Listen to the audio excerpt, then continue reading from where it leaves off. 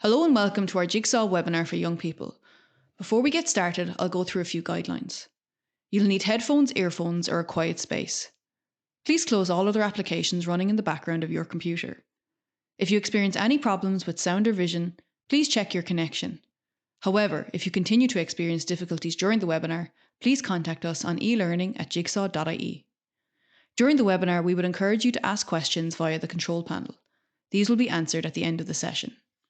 Please note, we cannot hear or see you during the webinar. How do I ask a question? On your screen, you'll see a control panel. You can ask a question at any time through this control panel. After typing your question, please press send or the enter key. You can also expand this control panel to full screen mode. At the end of the session, please give us your feedback by answering the post-webinar survey. We hope you enjoy the webinar.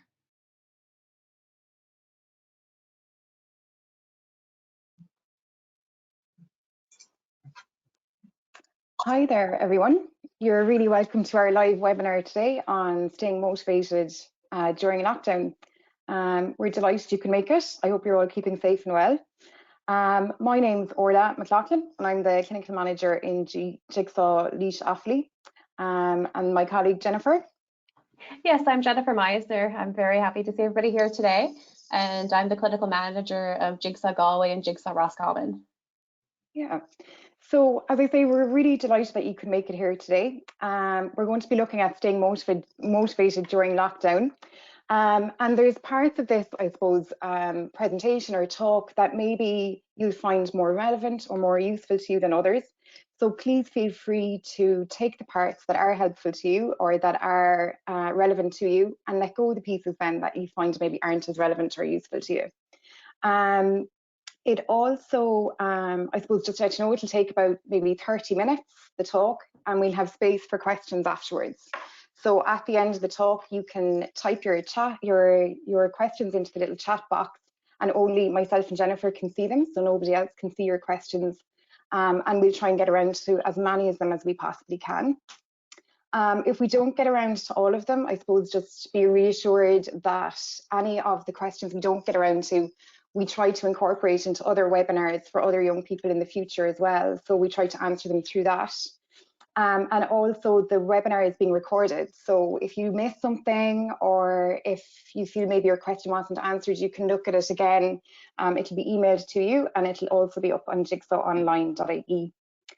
After the survey after the webinar, there'll be a quick survey as well that'll pop up on your screen, and we'd really appreciate if you could just take some really brief few minutes just to fill that out. It's about 4 questions long, but it just really helps us get an idea of what young people would like going forward.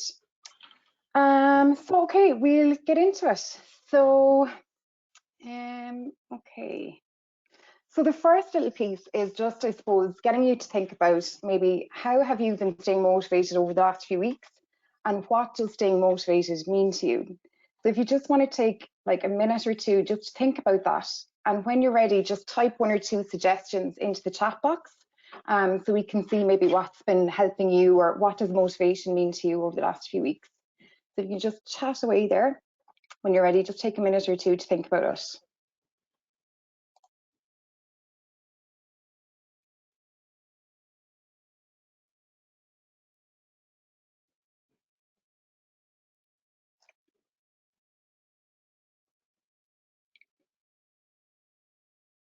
Yeah, so there is 1 or 2 coming in. So it's like being able to do the things I want to do.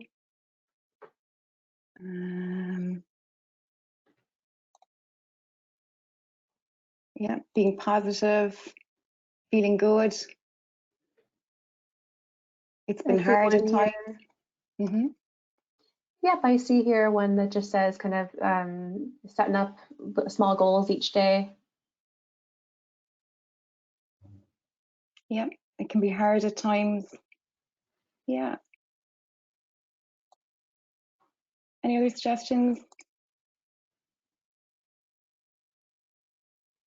Yeah, so basically, I suppose really motivation can be different things to different people, and we can have different levels of motivation at different times. So, was there some coming in there? Okay, so moving on then, I suppose, when we think about motivation, it's really helpful for us to think about Maslow's hierarchy of needs. So Maslow was a psychologist, and he came up with this idea that motivation is to do with our needs, and different needs give rise to different motivations. And there's different levels of needs and different levels of motivation. So for example, at the very bottom, our most basic needs are our physiological needs. So that's things like, I suppose, the things we need for survival, like air and water and food, and shelter and warmth. And they're our most basic needs. So all of our motivations, like if you think about people maybe in Africa, a lot of their needs would be around survival. So they're very motivated to do things around surviving, like to get water, to get food, all of that sort of thing. The next level is safety. So in order for us to feel safe, we need things like predictability and order, and we need to feel socially safe. We need to feel financially safe, that we have enough money to do the things that we need to do. But we also need to feel safe from illness and things like that. So if you think about our situation at the moment with COVID-19, a big part of what's motivating us at the moment is our need for safety from the virus. And so in order for that need to be met, we need to do certain things. We're motivated in certain ways to keep safe around that. The next level then is about love and belonging. So we all have a need to feel loved, to feel that we belong, that we're part of our community, that we have safe and trusting relationships, that we're accepted by others. And then on top of that, we have esteem needs. So you might have heard of self-esteem. So that's like feeling a sense of dignity and respect, but also that we're able to achieve things and our belief in ourselves, so that we're able to master different things. But it also means esteem from others. So how other people regard us. We need to feel like other people respect us, that other people think well of us, and that we have a good reputation. So that's really important to us. And then at the very top is self-actualization. So that just means that we're motivated to be the best people we can be. And that can play out in different ways, like, you know, we can achieve certain things like through academia, like through study, through school, through all of that, or it could be through like art or creative things like music, or it could be just trying to be the best person we can be, like the best friend we can be, or the best son or daughter we can be, or whatever the case might be. And I suppose what Maslow is telling us is that in order for our needs to be motivated further up, so in order for us to reach esteem and self-actualization, we need for the other needs to be met first. But at times, I suppose that gets a bit difficult because, say, for example, in the COVID-19 situation, we need to make sure that our really basic needs are being met first. Otherwise, it makes it really hard for us to be motivated and to engage in things like, you know, mastering new challenges or to be doing schoolwork and things like that. So it just makes sense that different life events can affect our motivation and our needs at different levels. I suppose following on from that, when we think about motivation and emotions, it's really important that we think about the different systems that are built into our brain over years and years of evolution. So we have three main systems, I suppose, for motivation. The first one is our drive system. The second one is our threat system, and third one is our soothing system. And in order for us to feel healthy and balanced, we need to achieve, I suppose, balance between the three systems. So if we break them down and make sense of them, the first system is what we call the drive system. So this is probably the one we think about the most when we think about motivation. So this is the system that drives us to achieve, to win things, to consume things, to pursue things that we want and that we need. So in this system, like our attention, all our thoughts and behaviors are really focused on like reaching our goals and competing against others. And we get this great sense of like excitement and drive and fun and lots of energy around it. And that's really helpful and that's really good because, as I say, it helps us reach our goals and achieve things. So we do really need it. It's a really important system, but we need to be careful to balance it with the other two systems that we're going to discuss as well, because otherwise we get really burnt out and busy and even sometimes demotivated if we spend all our time in the drive system. Other ways you might see the drive system is that, like, maybe you want more pocket money to kind of keep up with your friends, to have the brands that everyone's wearing, all of that would come in under the drive system. Things like sports, achieving highly at sports or through school, all of that is the drive system. The next system we're talking about is the threat system. So the threat system is a really, really important system because this protects us and keeps us safe. So, for example, at the moment, the threat system is really, really triggered by the COVID-19 situation because that represents, a danger to our health and our lives. So our threat system maybe at the moment can go into a little bit of overdrive. So everything we think about or do can be influenced by the threat system. Like we might be scanning through lots of articles on COVID-19, or we might be searching for different things to do with COVID-19, like what will help, will masks help, will gloves help? But we also might have lots of feelings associated with that. So it might be like feelings of anger or anxiety or feeling like disgusted. And that's related to our fight, flight or freeze response, which you might have heard of. And sometimes when we're in this system, we can do things like we can avoid situations or people. We can avoid, maybe if it's to do with schoolwork. So if we're like really worried about our schoolwork or getting things done, we might avoid or procrastinate on doing our work. Or we might feel really angry with ourselves or with other people, or we might just feel really, really anxious. So I suppose what we're saying is the threat system is really helpful to motivate us to be careful and to protect ourselves and mind ourselves. But if it goes into overdrive and if it's not in balance by the other two systems, the drive system and the soothing system, then it can prevent us from doing the things that we want to do or just living our daily lives. The third system then is the soothing system. So this is again a really, really important system, especially when it's balanced with the other two. So in this system, we're motivated to look after ourselves and look after others and soothe ourselves. So a lot of our attention is focused on like connecting with ourselves, connecting with others, empathy, thinking about others, caring for others. And it gives us feelings of like being satisfied or content or feeling a sense of safeness. And this is a really important system because the drive system and the threat system that we just spoke about can be quite intense and filled with lots of energy and can make us very restless and things like that. So this soothing system is really, really important in settling us and steadying us, and I suppose just kind of relaxing and taking things a little bit easier. Again, though, if this was out of sync, so if we spent all our time motivated by the soothing system, then we wouldn't achieve our goals, or we wouldn't, I suppose, focus on the things that we want to do, or, I suppose we mightn't protect ourselves or look after ourselves in the way that we need to either.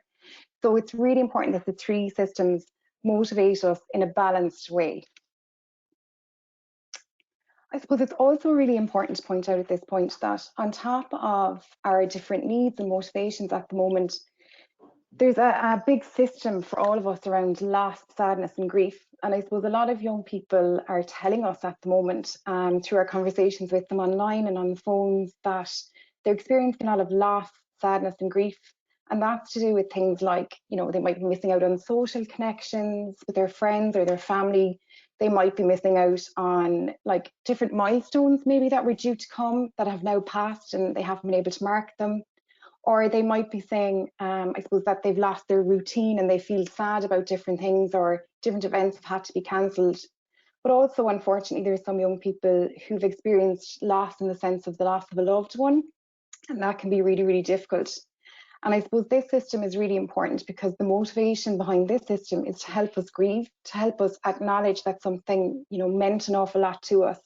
And it helps us move towards healing. And so it's really important to acknowledge this system and to recognise that actually loss, sadness and grief are very much part of where we are at the moment and the situation that we're in. So Jennifer is just going to take us through maybe what we know from young people as to what helps them stay motivated and positive. Thanks for that, Orla.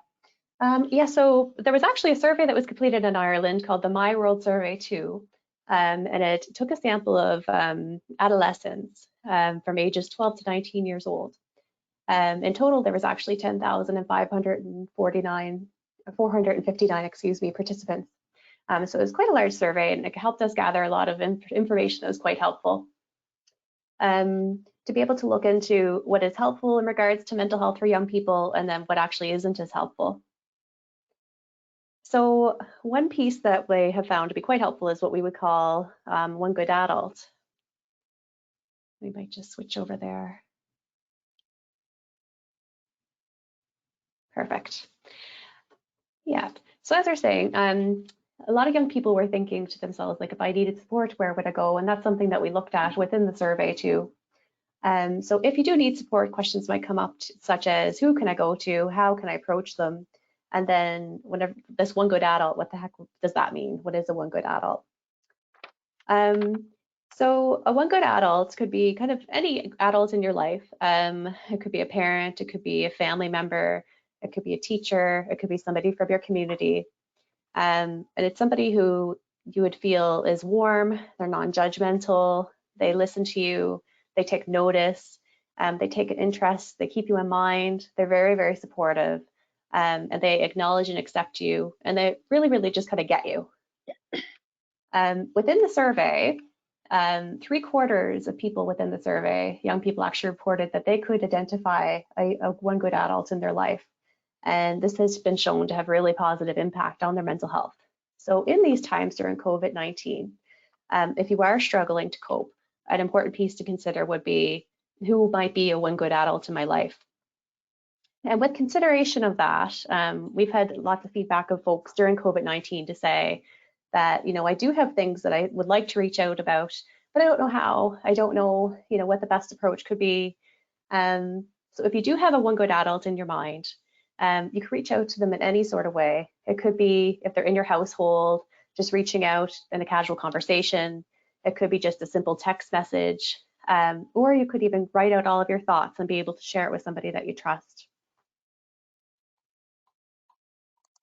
What else might help with the during COVID-19 times?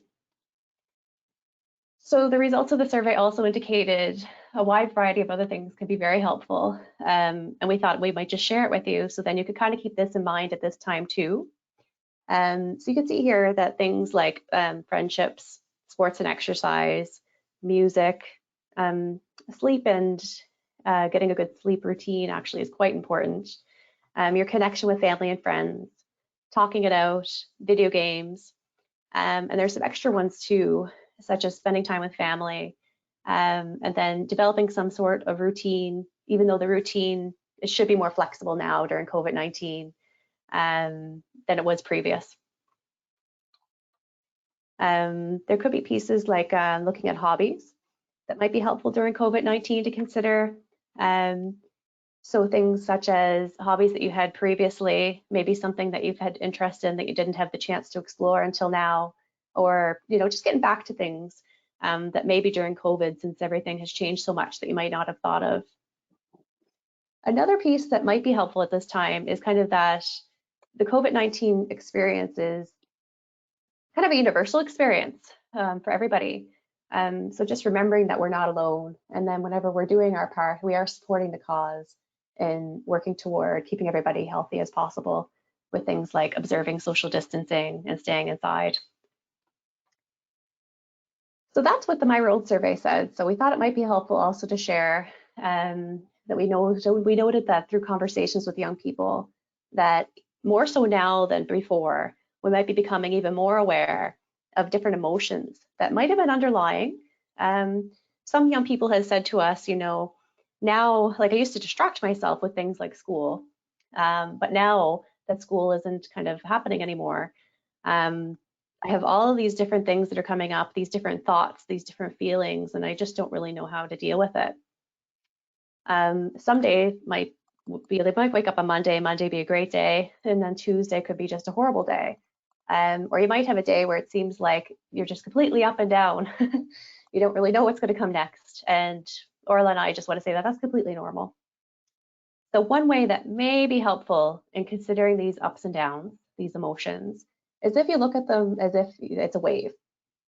And what we mean by that is, if you're noticing these emotions coming up, and if you think of waves, if you think about the ocean, and if you think about yourself stepping up to the coast and the waves washing up and washing down, they could be really similar to what emotions might be like. There might be some really, really large crashing waves. There might be some little small waves that come, and our emotions could be like that too. So what can happen sometimes whenever people are experiencing ups and downs is that one thing is they might want to fight the emotion off. You know, maybe they have some fear or maybe some worry or perhaps even anger in the current situation. And whenever that happens, they might try to push it away. And if you imagine yourself standing up to a wave and then trying to fight against the wave and it slaps against you, it can be quite painful and eventually hurt quite a bit.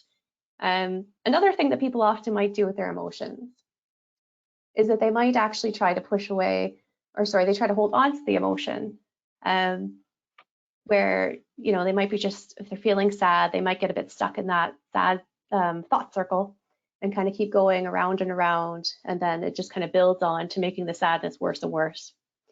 If you think of riding the wave, what that would be is kind of taking an approach in between where you're accepting the emotions as they come, you accept the waves as they arise, and what goes up must come down. So just like a wave comes up, it goes down. And so if you're able to kind of accept the emotion in the moment, and then be able to acknowledge, yes, you know, I'm feeling sad right now, or yes, I'm feeling worried right now. But this just like a wave will go away eventually. And then that way, rather than resisting it or rather than trying to keep the emotion, the hope is that if you're able to accept it and allow the emotions to ripple through you like waves, that you'll be able to work through them a bit quicker.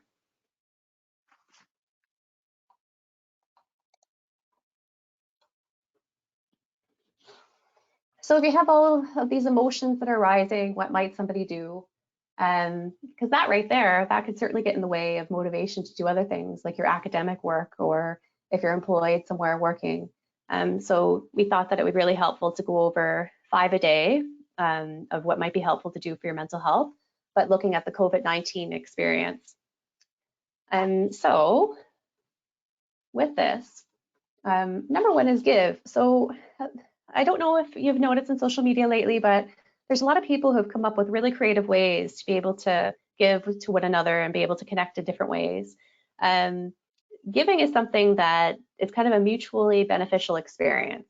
And by that I mean is that if you give a gift to somebody, or if you give a compliment to somebody, or if you give them a hand with something, that's obviously going to be really helpful to that person. But then on the other side, we feel really good whenever we're able to do something helpful to someone.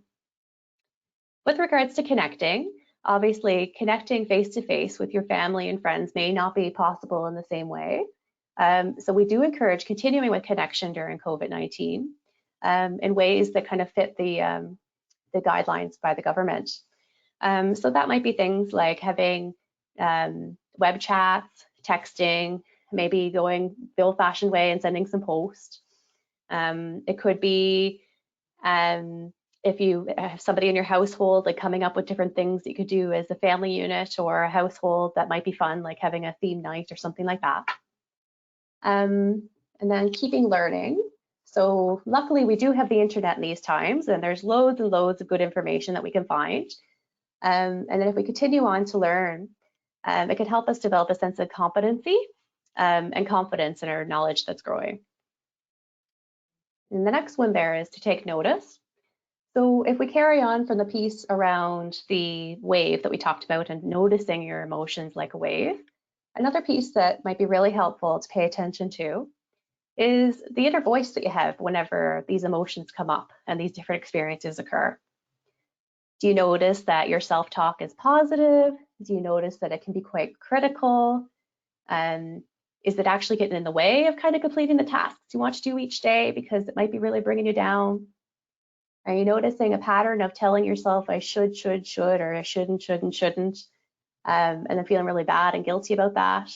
Or is it a more compassionate voice? And we would really encourage a self-compassionate voice with kindness and being able to acknowledge that you're really doing the best you can. As Orla mentioned earlier, with Maslow's hierarchy of needs, we are really focused on those base levels right now. Perhaps whenever COVID-19 isn't happening, maybe we're right at the top and we're at self-actualization. But truthfully right now, we could be kind of fluctuating in between those different levels, and that's okay. There's also a piece around we will go over what things you can do, but then there's also something about being. So just being okay with what's happening the best you can, given the circumstances, knowing what's in your control and what's actually not in your control might be a helpful piece to notice. And then always gratitude is always something that can really help us be able to take notice of the different pieces that are happening, even during this difficult time, that we're still very grateful for. And then the final for 5 a day is being active. So if there's nice weather, which we've had in Galway at least, loads and loads of beautiful weather, very, very unheard of. So within your 2-kilometer radius, soon to be 5. If you're able to get out there a little bit and enjoy that vitamin D, I think that's a really nice one to do. Yeah, I think that's good for 5 a day. Okay. So I suppose the next piece then, like when myself and Jennifer were talking, we were talking about, like, I suppose the importance of, I suppose, understanding about motivation and emotions, and I suppose all the different 5 a day that Jennifer has just gone through, and kind of just really taking notice and recognizing where you're at. And also being really compassionate with yourself, understanding maybe what system you're in, you know, what's driving you at the moment, and maybe what you might need. And then there was other young people from other webinars that had asked loads of questions around, okay, but we're getting loads of, you know, schoolwork, and I'm really struggling to figure out, you know, what should I be focusing on, or how do I start? You know, where do I start? How do I stay on top of all of this? So when myself and Jennifer were chatting, we came up with the some ideas that might be helpful around some of those questions. And one of them was the Eisenhower matrix, which is what we're looking at the moment. And this just might help some of you. So there might be some of you that prefer maybe some of the things that Jennifer has been talking about and thinking about the wave and things like that. Others of you might prefer a more kind of practical approach as well. So this might be helpful to you. So the first thing, I suppose, to do when we're thinking about this matrix is to sit down and make a list of all the different things that you think you need to do. So it might be related to schoolwork, it might be related to stuff you have to do at home, it might be related to lots of different things. But also it might be related to things that you want to do for yourself as well. So not to forget about them. So make a list of all of those different tasks and chores, and then start to slot them into the different boxes on the matrix. So if we look at the things up on the top right, the box called important and urgent, these are the things that you need to focus on first, because they are both important and they're both urgent. So they can't be delayed. It's something that you need to look at. So that could be to do with your schoolwork, it could be to do at home, whatever the case may be. Look through your tasks and slot them in and focus on doing them first. The next category to look at is the important but not urgent. So these could be things that you've been planning to do for a while that you just haven't gotten around to, that they are important to you. So it could be, again, something to do with study, or it could be something to do with your own self-care maybe. And while they're not urgent, like they're not due today or tomorrow, there's still things that will need to be done. So there are things that you might start planning for. You'd start putting them into your diary. You'd start thinking about maybe how much time you might need for them and things like that, and you'll actually schedule them. So they're the next things to do. The things then down at the bottom of the screen in the bottom right are the urgent but not important things. So these are things that you can put off for a little bit longer, that you can do later if they're still needed after you do the first 2 sections. So they may be things that, there's lots of demands maybe that people put on us that makes us feel that they're quite urgent, but actually they're not really that important when we list them out and think them. So there are things that you would maybe think about doing at a later stage.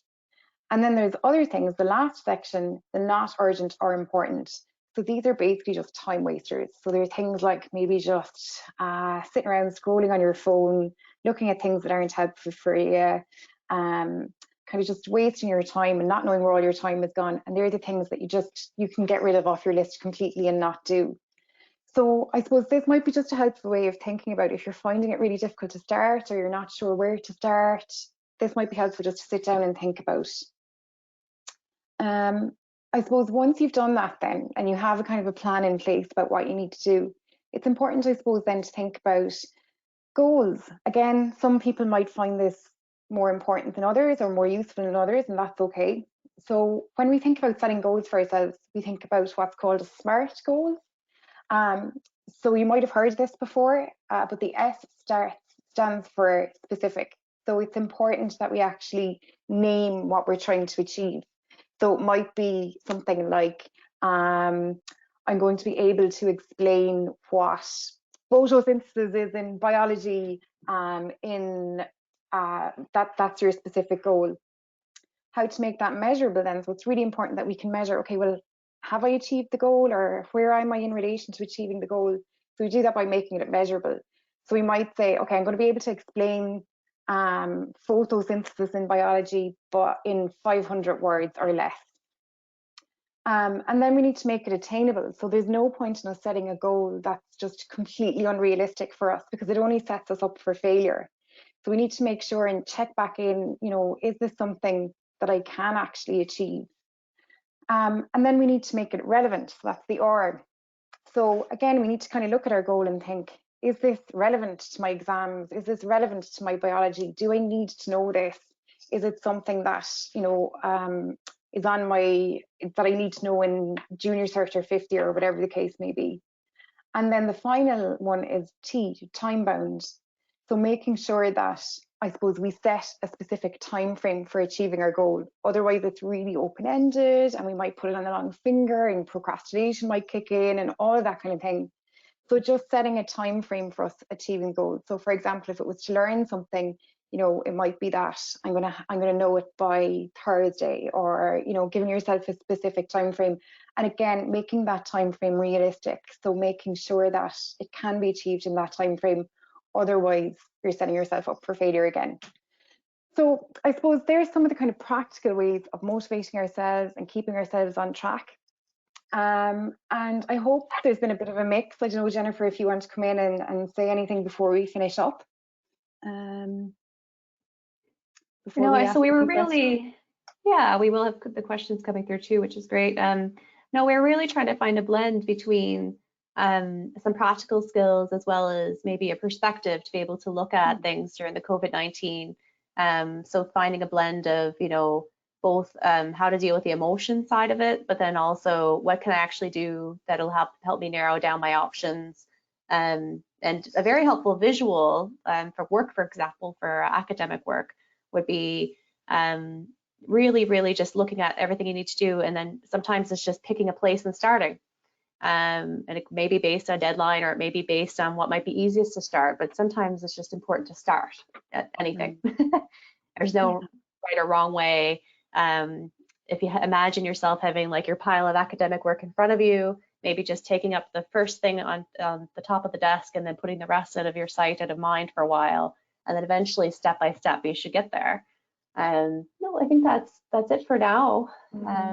Yeah, and I think for me, I suppose what's coming up around it as well is what's realistic for us. And I suppose really thinking about the situation that we're in at the moment and coming back to, that pyramid of needs, and kind of where all our motivation and attention is focused at the moment is in staying safe and looking after our very basic needs and connecting and, I suppose, minding ourselves.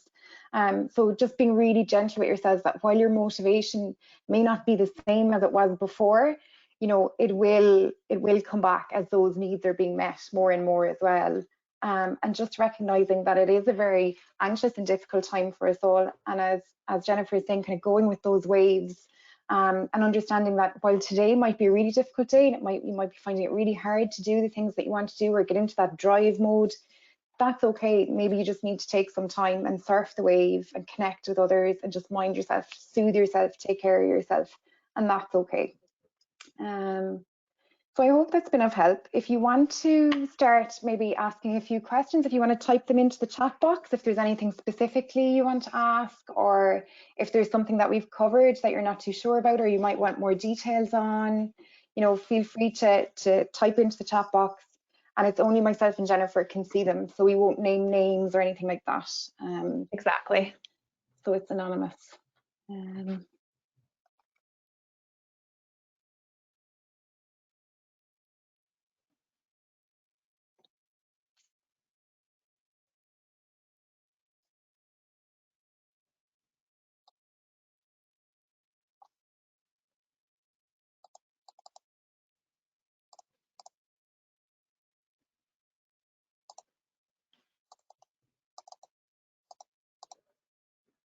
Okay, there's some coming in. I'm just having trouble seeing them. 1 second. Can I expand it?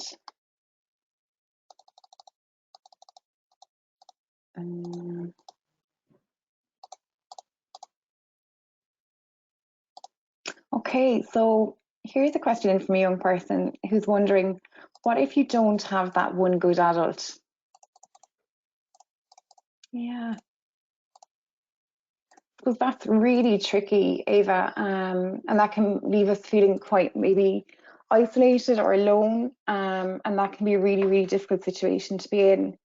I suppose it's really important to think about, I suppose that one good adult could be anyone like Jennifer was talking about, and Jennifer, feel free to jump in as well. So sometimes it could be someone within our own family, but it could be someone outside of our family as well. So it could be a friend, it could be an older cousin, it could be a coach, it could be a teacher, it could be anybody. And I suppose sometimes it's about thinking about who it might be. Who do we trust? Who do we maybe feel comfortable talking to? And then finding ways to let them know maybe that we're struggling. So it could be like testing the water with somebody first. So it could be a case of, maybe going to someone who you think might be or could be a one good adult and explaining maybe something to do like about your friend. So you could talk, I have this friend who's been, finding it really difficult or who's feeling quite lonely and I don't know what to do. And let that person kind of then, you can see how they respond to that. And is that someone that you could trust and maybe let them know what's going on for you? Any other ideas, Jennifer? I think, like Orla, you said, it's really good to remember that it's more than just thinking of our family is really important. Like if you think back to the adults in your life who actually made you feel really good whenever you would talk to them, like made you feel good about yourself. Like, did you have a conversation with a teacher where you would just enjoy it, even if it was just because they were easy to get along with? Because that kind of like give you an idea of how they may react. If you went to them about an assignment, they reacted a certain way. Maybe if you came to them about something around your struggles with motivation for completing an assignment, they might react a similar way.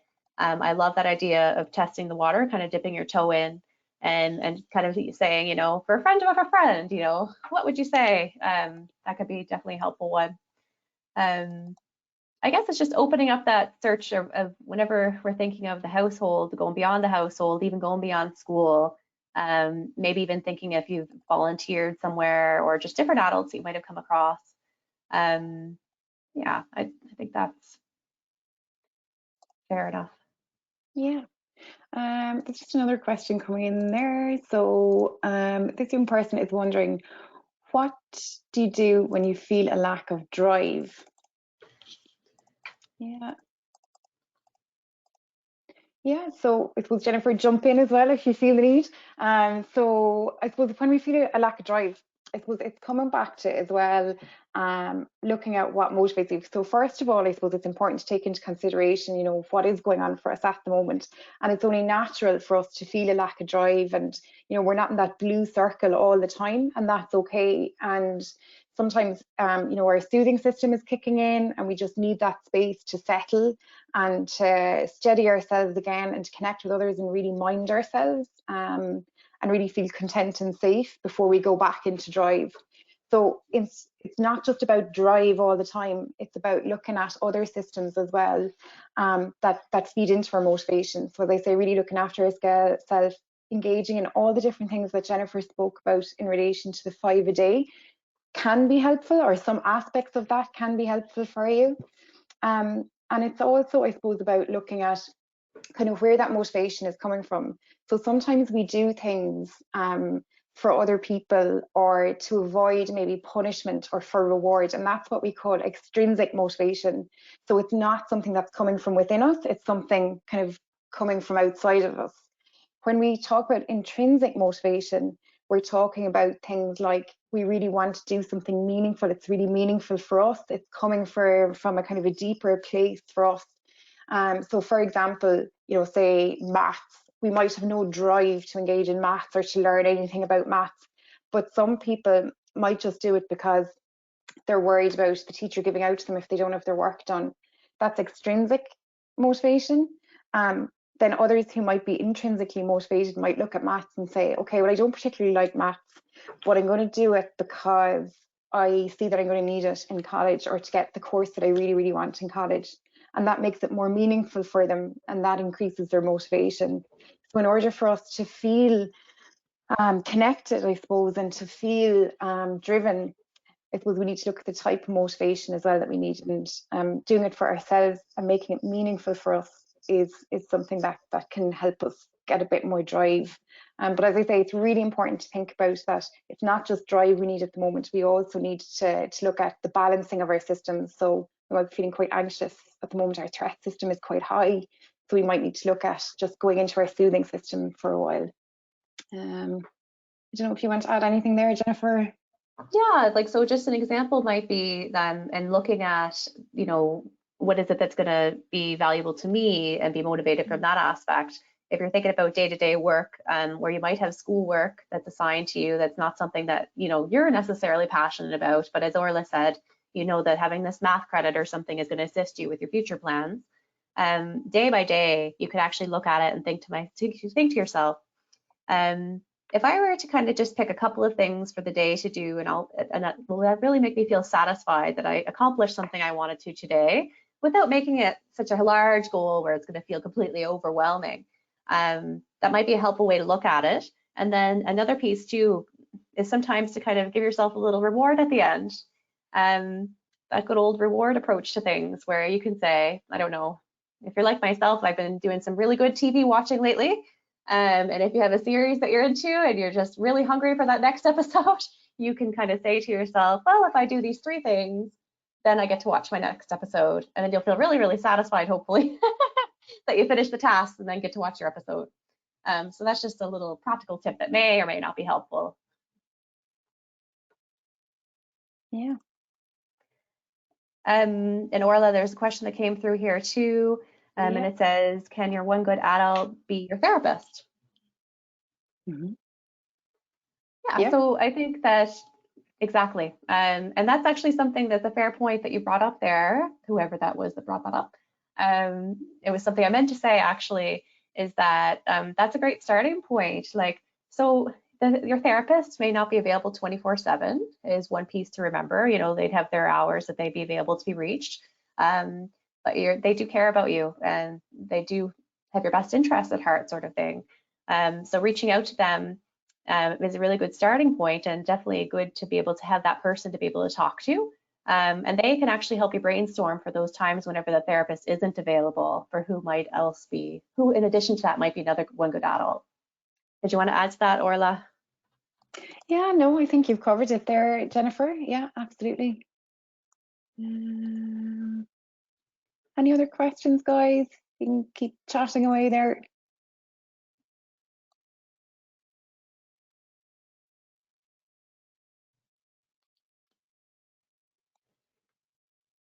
Yeah, it's just someone asking there about, you know, is a routine important to keep us motivated at the moment?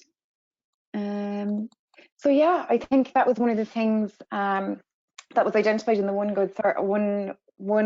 World survey, sorry, in the My World survey as well, was about young people identified a lot of different things that help and that keep them motivated as well. And having a routine was definitely one. And I suppose that's a bit tricky at the moment because all of our routines around school and our normal life have been thrown out of sync a little bit. And again, it kind of comes back to, I suppose, being realistic about how much of your old routine you can hang on to and what you might need to be a bit more flexible about. So, like, generally speaking, sometimes we would recommend that trying to keep like your daytime routine as similar as possible. So like getting up at roughly the same time every day, going to bed at the same time every night. You know, keeping kind of as much social interactions as you can via new methods. But also young people, I suppose, have been identifying to us that sometimes they feel now that those routines would have been kind of very much centered around school, whereas now it's all online, and that can be a little bit hard to manage sometimes as well. So kind of knowing when to be involved in different groups online and when it's okay to take a break as well. but also like even in terms of studying, like having your lunch at the same time roughly every day, you know, taking your breaks at the same time, and just recognizing again that some days your routine will work and other days you just need to mind yourself and be okay just taking care of yourself, I suppose. But generally speaking, a routine can be helpful to keep us motivated and keep us in the same kind of rhythm, I suppose. I don't know if you have other stuff to add to that, Jennifer. No, I think you mostly covered it there. Like, as you said, there needs to be a bit of flexibility with what we're going through right now. It's just a totally different set of circumstances that we haven't experienced before.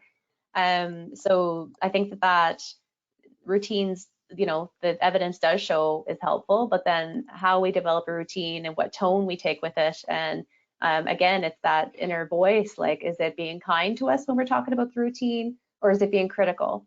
So if we're able to, as much as possible, be gentle and kind to ourselves, but then at the same time, trying to give yourself a little boost, then definitely a routine can be a very helpful piece. Do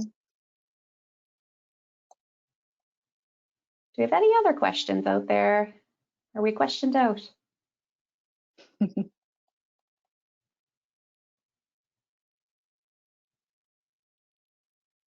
It looks like we're questioned out, I think. And that's okay. I suppose just to say that if there's questions you feel we haven't gotten around to, or you've any outstanding, I suppose you can also go to jigsawonline.ie, and there's lots of resources on there for young people, for parents, for teachers, and all about lots of different topics that you might be interested in at the moment. So to do with school or to do with how you're feeling. There's loads of resources, information, and different supports that you can access through Jigsaw Online as well. We'll also, as I said, be recording this session, so it'll be available to you to look back on if there's something that you're not sure about. And yeah, the survey as well will be popping up just at the end. So if you have a minute, it'd be great if you could just fill that out for us. And I suppose any closing thoughts, Jennifer, or anything you want to say before we finish up? Yeah, so thank you so much for attending this. And again, as Orla said, like, the survey is actually very, very helpful for us to know if we're going in the right direction to provide the support that you're looking for and that you need right now. So if you do have the chance to fill it out, that would be greatly appreciated. And of course, you know, your names and that sort of thing would never be shared with us. It's anonymous. So yes, please do give us feedback of what we could change, you know, what you did appreciate or what you'd like more of, anything like that. We'd be very grateful. Yeah. And I suppose also just to say that if you are looking for some support at the moment, or you feel you just need to chat to someone, or yeah, you just need a bit of support at the moment, you can access support through 1-800-JIGSAW, Jigsaw Online, and you'll find all the support that hopefully you might need there, or at least where to go if you need to contact someone. So yeah, thanks for joining us today. There'll be other webinars as well, so just keep an eye on our social media pages and things like that. So there's different webinars and chats and different events going on. So please feel free to register for those as well. All right. Okay. Thank you so much, everybody. Everyone. Thank you.